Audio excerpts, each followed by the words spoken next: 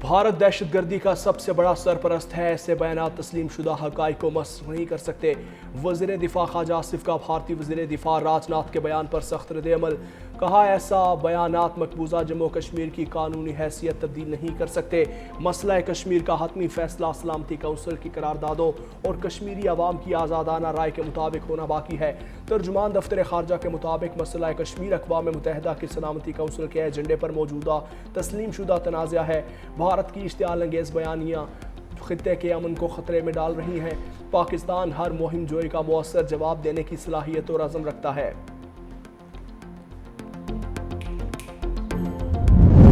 آزاد کشمیر عام انتخابات کے پہلے مرحلے میں میرپور ڈویژن کی 13 نشستوں پر پولنگ جاری۔ 14 لاکھ سے زائد ووٹرز نمائندوں کے انتخاب کے لیے حق رائے دہی استعمال کریں گے۔ انتخابات کے لیے تینوں اضلاع میں سخت سیکیورٹی انتظامات۔ 2316 پولنگ سٹیشنز قائم، 1241 انتہائی حساس قرار اور 724 کو حساس قرار دیا گیا ہے۔ انتخابی اور سیکیورٹی انتظامات کی نگرانی کے لیے 13 زونز اور 205 سیکٹرز تشکیل۔ امن و امان برقرار رکھنے کے لیے پولیس اور دیگر قانون نافذ کرنے والے اداروں کے 18,560 اہلکار تعینات۔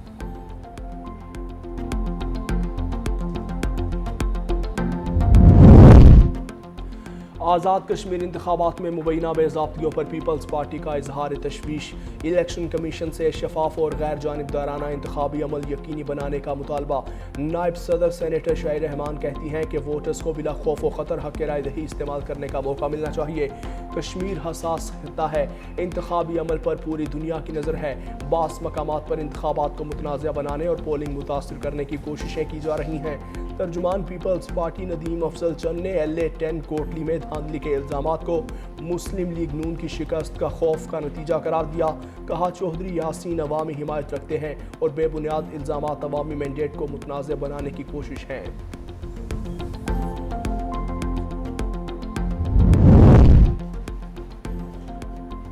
آزاد کشمیر میں انتخابی ماحول خراب کرنے کی کوششیں کی جا رہی ہیں، بلا وجہ دھاندلی کے الزامات لگائے جا رہے ہیں۔ پاکستان پیپلز پارٹی کے رہنما قمر زمان قاہرہ کی 365 نیوز سے گفتگو۔ کہا بیلٹ پیپر سے متعلق شکایات کی شفاف انکوائری ہونی چاہیے، عوام اپنے ووٹ کے ذریعے فیصلہ دیں گے۔ پیپلز پارٹی شفاف انتخابات پر یقین رکھتی ہے۔ آزاد کشمیر میں ترقیاتی کاموں کا کریڈٹ بھی پیپلز پارٹی کو جاتا ہے۔ پیپلز پارٹی کسی انتخابی انجینئرنگ یا فارم 45 اور 47 کی پیداوار نہیں۔ کوٹلی کے گلپور پولنگ سٹیشن پر مسلم لیگ نون اور پیپلز پارٹی کے کارکن آمنے سامنے، ہاتھا پائی کی اطلاعات۔ جھگڑے کے دوران ایک دوسرے پر تشدد، نعرے بازی، میڈیا کو کوریج سے روک دیا، نجی ٹی وی رپورٹر کا موبائل فون بھی توڑ دیا۔ پیپلز پارٹی کے مسلم لیگ نون پر انتخابی بے ضابطگیوں کے الزامات۔ دوسری طرف سماہنی بھمبر 2 بابا شاہی شہید پولنگ سٹیشن پر بھی جھگڑا۔ DRO بھمبر کے مطابق لڑائی کے بعد بیلٹ باکس کو آگ لگا دی گئی، ووٹ جلا دیے گئے۔ جھگڑا مسلم لیگ نون اور استحکام پاکستان پارٹی کے کارکنان کے درمیان ہوا۔ الیکشن کمیشن کی 2 پریزائڈنگ افسران کے خلاف کارروائی، مقدمہ درج کر کے پولیس نے گرفتار کر لیا۔ ترجمان کے مطابق دونوں آفیسر پولنگ سٹیشن پہنچنے کی بجائے رہائش گاہ چلے گئے تھے۔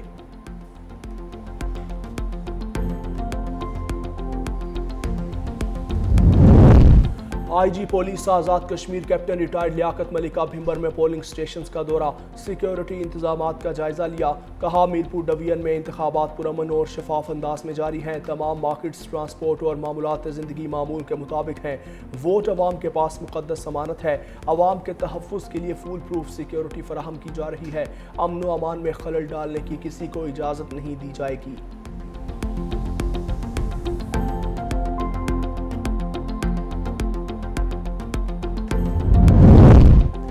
ہمارے پاس دنیا کے کسی بھی ملک سے کہیں زیادہ اسلحہ ہے۔ امریکی صدر ڈونلڈ ٹرمپ کی امریکی اخبار نیو یارک ٹائمز کی رپورٹ پر وضاحت۔ کہا ہمارے پاس ہماری ضرورت سے زیادہ اسلحہ موجود ہے۔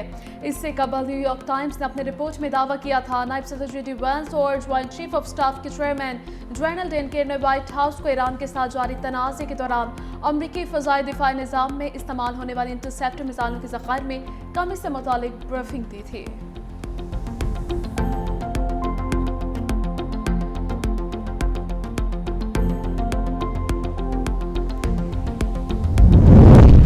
امریکہ ایران پر حملے کر کے خود مشکلات میں پھنس گیا۔ امریکہ نے صورتحال پیچیدہ بنائی، اب خود نتائج کا سامنا کر رہا ہے۔ ترجمان ایرانی وزارت خارجہ اسماعیل بقائی کی پریس کانفرنس، کہا ایران جنگ یا امن سے متعلق تمام فیصلے اپنے قومی مفادات کی بنیاد پر کرے گا، کسی دوسرے ملک کو اختیار نہیں کہ وہ ایران کے لیے جنگ یا امن کا وقت طے کرے۔ اسماعیل بقائی نے یوکرین کے حالیہ اقدامات کو عالمی قوانین کی خلاف ورزی قرار دیتے ہوئے کہا، ایران نے روس یوکرین تنازع میں شروع سے ہی عدم مداخلت کی پالیسی اپنائی، تاہم تہران یوکرین کے اقدامات پر جواب دینے کا حق محفوظ رکھتا ہے۔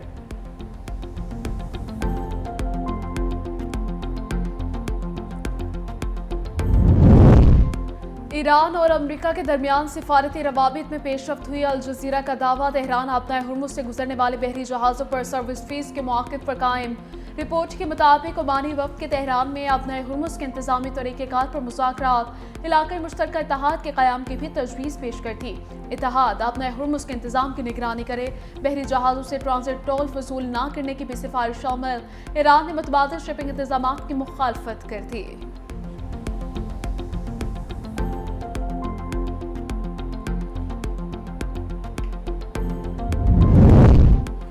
پینٹاگون کی ایران جنگ سے متعلق فوجی جانی نقصانات میں ہیرا پھیری، سرکاری ریکارڈ تبدیل کر کے 4 ہلاک فوجیوں کے نام جنگی ہلاکتوں کی فہرست سے نکال دیے۔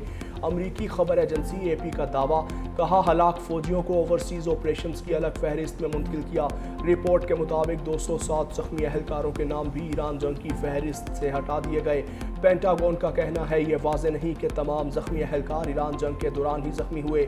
اے پی کے مطابق جنگ دوبارہ شروع ہونے کے بعد امریکی فوج نے جانی نقصانات سے متعلق معلومات کی فراہمی محدود کر دی۔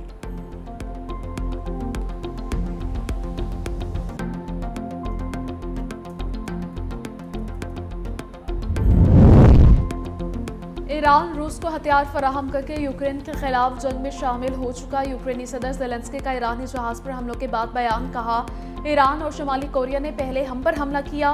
جنگ کے آغاز سے ہی ایران نے روس کو ہزاروں شاہد ڈرونز فراہم کیے، ڈرونز کی تیاری کے لیے لائسنس بھی دیے۔ ہتھیاروں کی فراہمی یوکرین کے خلاف جنگ میں براہ راست معاونت کے مترادف ہے۔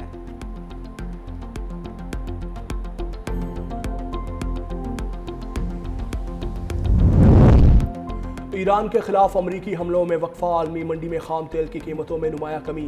برینٹ خام تیل 4% سے زائد سستا ہو گیا، قیمت $92.84 فی بیرل ہو گئی۔ امریکی خام تیل WTI تقریباً 5% کمی کے بعد $85.32 فی بیرل پر آ گیا۔ مربان خام تیل تقریباً $97 فی بیرل کے قریب ٹریڈ کرنے لگا۔ ماہرین کے مطابق کشیدگی میں عارضی کمی کے باعث عالمی توانائی منڈیوں میں دباؤ کم ہوا۔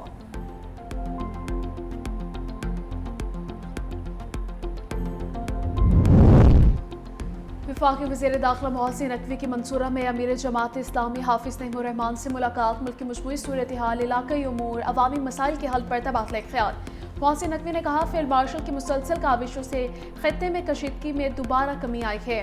وزیر داخلہ نے جماعت اسلامی کی سیکرٹری جنرل امیر العظیم کے انتقال پر اظہار افسوس بھی کیا، فاتح خوانی کی اور سوگوار خاندان جماعت کی قیادت کارکنان کے لیے صبر جمیل کی دعا بھی کی۔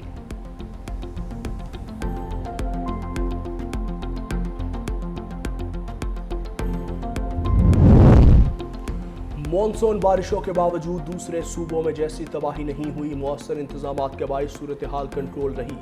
وزیر اطلاعات پنجاب ازما بخاری کی پریس کانفرنس، کہا مرکزی ڈیجیٹل کنٹرول روم کے ذریعے 24 گھنٹے مانیٹرنگ کی جا رہی ہے۔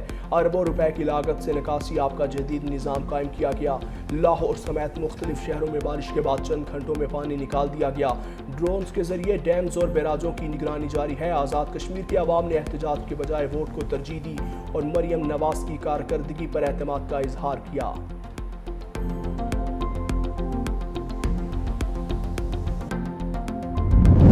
بلوچستان کے علاقے کھڑ کوچا سے کورئر کمپنی کی گاڑی سمیت 2 افراد اغوا، دہشت گردوں نے مغویوں کی رہائی کے بدلے کورئر کمپنی کے مالک سے 2.50 کروڑ روپے تاوان طلب کیا۔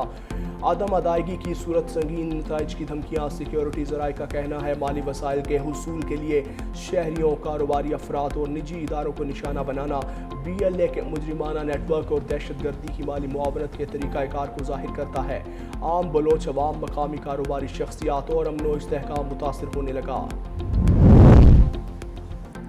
स्टेट बैंक ऑफ पाकिस्तान की मॉनेटरी पॉलिसी कमेटी का इजलास ईरान अमेरिका कशीदगी खाम तेल की आलमी कीमतों मुल्क के मुआशी अशारियों का जायजा लेने के बाद माली साल 27 की पहली मॉनेटरी पॉलिसी का ऐलान किया जाएगा।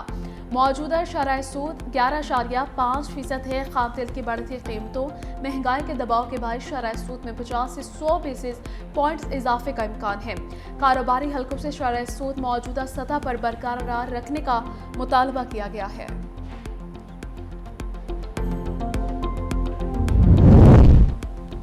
पाकिस्तान स्टॉक एक्सचेंज में कारोबारी हफ्ते के आगाज पर जबरदस्त तेजी का रुझान जारी है। KSE 100 इंडेक्स में 6,149 पॉइंट्स का इजाफा। इंडेक्स 1,77,170 पॉइंट्स की सतह पर ट्रेड करने लगा। सरमायाकारों की भरपूर खरीदारी के बायस मार्केट में मुस्बत रुझान बरकरार है।